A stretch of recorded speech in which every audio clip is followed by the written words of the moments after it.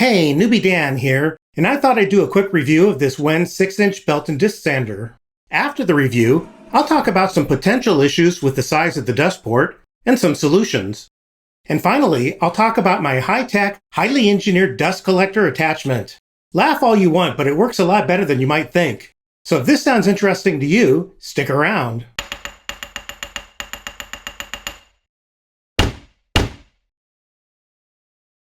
This video is not sponsored by WEN, but if you decide to buy this sander, I'd appreciate it if you use the Amazon link I have in the description below. It won't cost you anything extra, and I get a small kickback. So you might think I'd give a positive review so more people would buy from my link. Couldn't be further from the truth. If you don't believe me, see my review of my SawStop job site table saw. I didn't pull any punches there, and I won't here. Especially because for this sander, I don't have to. I've had this sander for well over a year. I use it constantly, and it works great. I highly recommend it. It has a cast iron base and weighs close to 40 pounds. And that's nice because it doesn't move around when I use it. It does have some plastic parts. This hasn't been an issue for me, not at all, but I thought I'd mention it anyway. It's got plenty of power for the work I do. Yes, I can bog it down if I press too hard. Big deal. The solution? Don't press too hard. The 6-inch disc has been a good size for me. If you want a larger disc, then obviously this sander isn't for you. It's got a decent sized table that's reasonably stable as long as you don't put too much downward pressure on it, and there's really no need to do that. I haven't ever used the miter gauge, but as I was working on this video, I decided to take another look at it. As stock miter gauges go, this one isn't terrible. It actually has less play in it than the one that came with my SawStop, if you can believe that. I'm going to start using this miter gauge, particularly when I want to keep the stock square to the disc. The table can be tilted, but it's hard to lock down to a specific angle. You can manage it, but it's a little tedious. I set it to 90 degrees using a speed square and leave it there. The belt is a little less than 4 inches wide.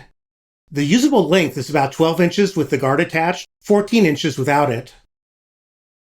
The tracking adjustment is right here, and it works great. The only time I have to adjust it is when I replace the belt.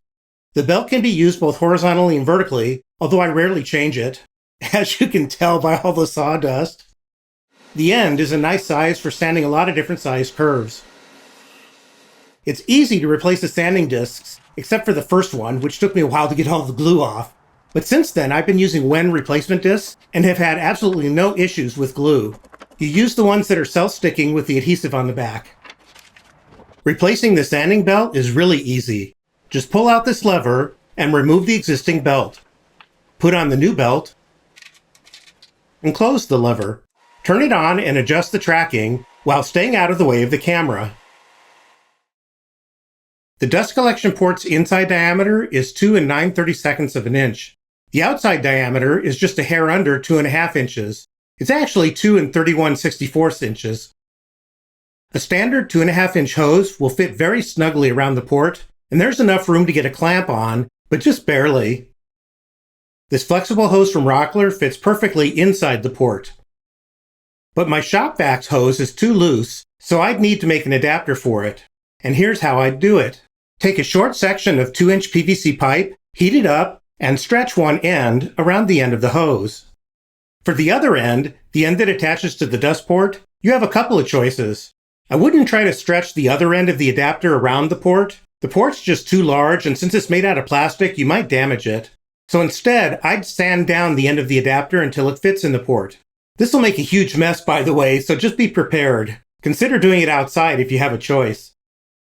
The other option is to use a PVC coupler. I don't have a straight one on hand, so let's just pretend this 45-degree elbow is actually a straight coupler.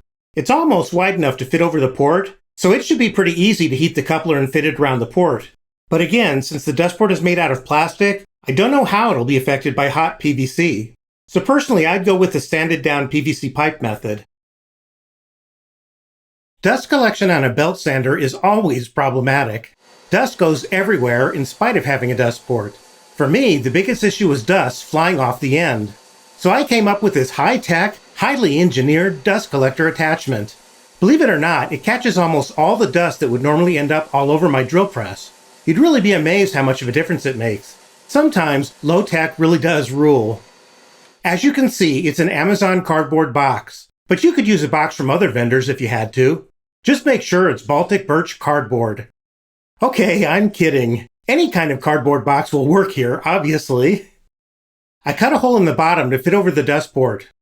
The hose goes through the hole in the box into the sander, so there's actually nothing sucking the dust from the box, which makes the box a true dust collector. Get it? It actually collects dust? Never mind. Anyway, every so often I vacuum it out. I left one flap on the box to put under the sander to keep the box in place. I cut a portion out here so the box doesn't get in the way of using the sanding disc. So, like I said, this actually works surprisingly well. Obviously it's not close to perfect, but it's way better than nothing. I can't end the video without mentioning my favorite sanding accessory. It's called an abrasive cleaning stick. There's a link in the description below. I've also been told by many people that you can use the bottom of an old sneaker or flip-flop if you want to try that. So that's it. Please give this video a thumbs up if it helped you in any way. The more thumbs up a video gets, the greater the chance that YouTube will recommend it to other people. Thanks! Check out the description for links to products seen in this video. Just scroll down, click Show More, and scroll down until you see the links. And if you like what I do here, click that subscribe button, and don't forget to ring that bell to get notified about new videos. Thanks!